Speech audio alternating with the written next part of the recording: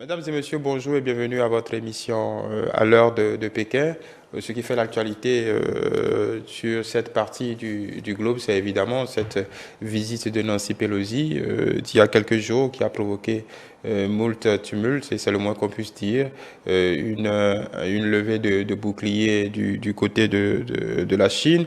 Nous allons rejoindre notre consoeur Shang Shanghui, présentatrice à CGTN français, pour savoir quelque peu les derniers développements de cette actualité. Shang Shanghui, bonjour. Bonjour. J'espère que vous vous portez bien. Oui, et je suis toujours à Pékin pour vous délivrer les dernières informations concernant l'île de Taïwan.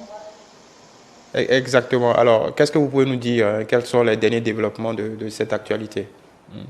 La situation s'est évoluée très vite depuis le 2 août, quand la présidente de la Chambre des représentants des États-Unis, Nancy Pelosi, s'est rendue dans la région chinoise de Taïwan au mépris de la forte opposition chinoise. Et ceci, en effet, attirait l'attention et surtout la colère de la communauté internationale et une forte indignation de la part de la Chine. Et très vite, le commandement de l'armée populaire de libération de Chine a organisé déjà depuis jeudi dernier un entraînement de tir réel à longue distance dans le détroit de Taïwan et effectué des frappes de précision sur les zones spécifiques dans la partie orientale du détroit de Taïwan. Donc, en plus, ces opérations et les opérations qu'ils mènent en ce moment ne sont pas encore terminées, donc on va encore suivre l'évolution de la situation. Mais c'est vrai que du côté de la Chine a considéré que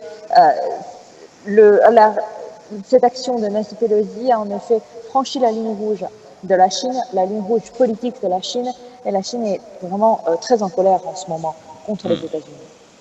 Voilà, on a vu que les manœuvres ont été étendues encore pour quelques jours.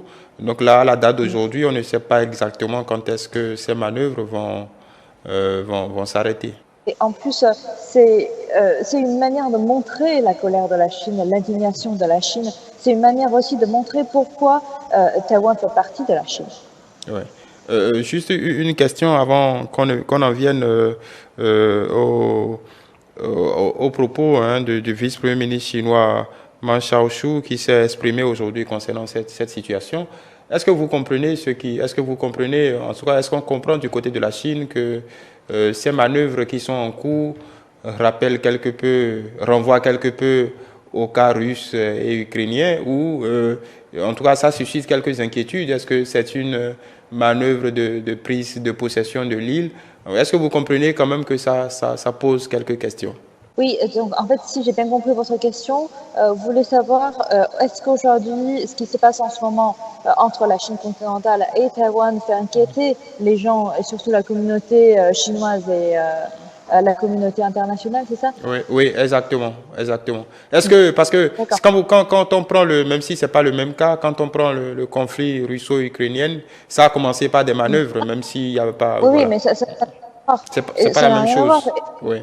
Ce n'est pas du tout la même chose parce que jusqu'à aujourd'hui, on voit que c'est juste une présence militaire. Oui. Et en plus, ce n'est pas sur l'île de Taïwan, c'est dans la mer.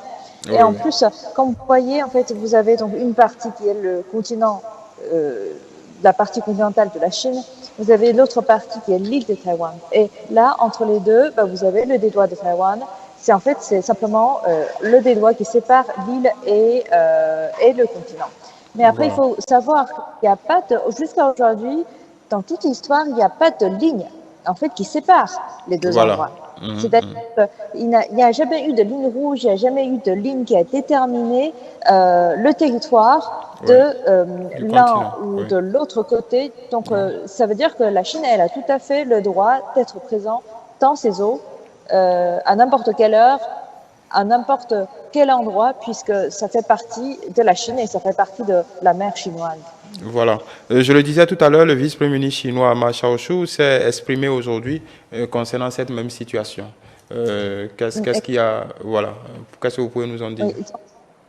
Donc on voit qu'aujourd'hui, le vice-ministre chinois des Affaires étrangères, Ma Jiaxu, a donc reçu une interview de CGTN, China Global Television Network, dans laquelle il s'est exprimé vers les journalistes et aussi, bien sûr, à la communauté internationale sur la position de la Chine et a réfuté à quelques questions qui ont été posées par la communauté internationale et a répondu ouvertement et clairement la position de la Chine à plusieurs questions concernant le statut de Taïwan, concernant la position chinoise, concernant également la position des G7, des pays des G7. Donc, ça, en effet, on peut dire que c'est une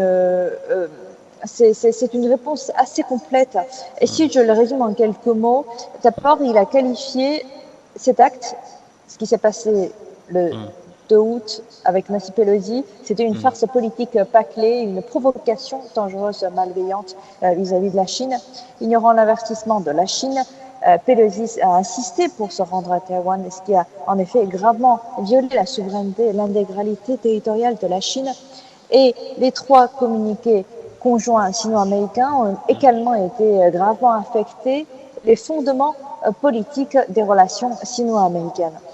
Donc en fait, il a encore dit et redit pourquoi Taïwan fait partie de la Chine et le gouvernement de la République populaire de Chine est le seul gouvernement légitime représentant toute la Chine. C'est d'ailleurs la norme fondamentale des relations internationales confirmée dans la résolution 2758 de l'Assemblée générale de l'ONU. Donc, c'est l'engagement solennel pris par les États-Unis dans les 3 communautés conjoints sino-américains. C'était écrit noir sur blanc. Il n'y a pas de place pour une interprétation vague et arbitraire. Et sinon, à part ça, il a également souligné, en répondant à des questions concernant le G7, comparé à d'autres pays, le G7, en effet, s'est exprimé d'une manière contre la Chine. Et lui, il a dit ouvertement que plus de 170 pays et de nombreuses organisations internationales ont exprimé leur justice, leur soutien à la Chine, réaffirmant leur adhésion au principe d'une seule Chine et a soutenu la Chine dans la sauvegarde résolue de sa propre souveraineté et de son intégralité territoriale.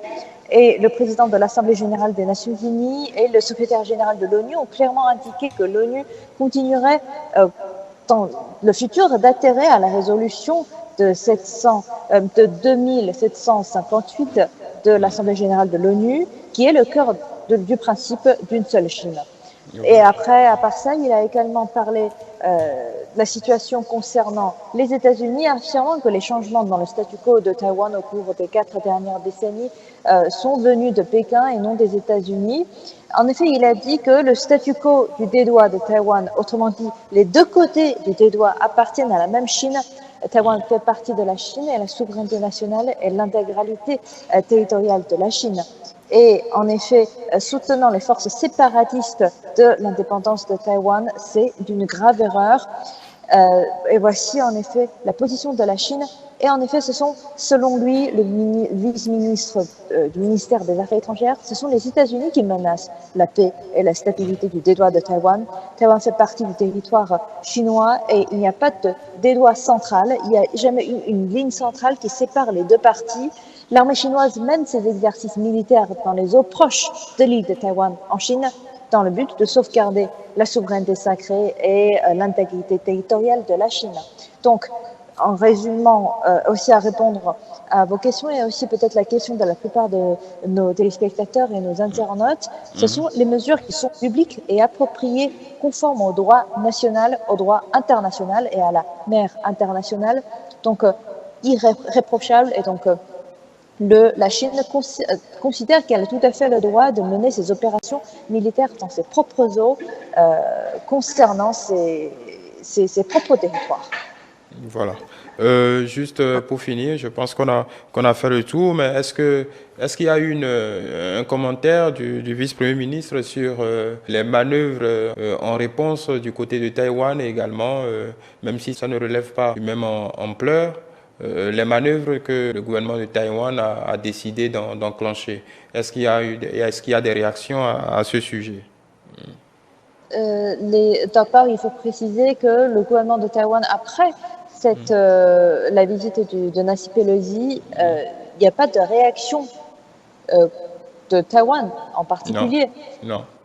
A exprimé sa colère Et il a dit que nous voulons avertir la partie américaine de ne pas agir imprudemment, de ne pas aller du côté obscur d'une manière et de se débarrasser d'utiliser Taïwan pour contrôler la Chine dès que possible et de revenir honnêtement aux principes chinois et les 3 communautés conjoints sino-américains afin de continuer davantage le développement des relations bilatérales entre la Chine et les États-Unis.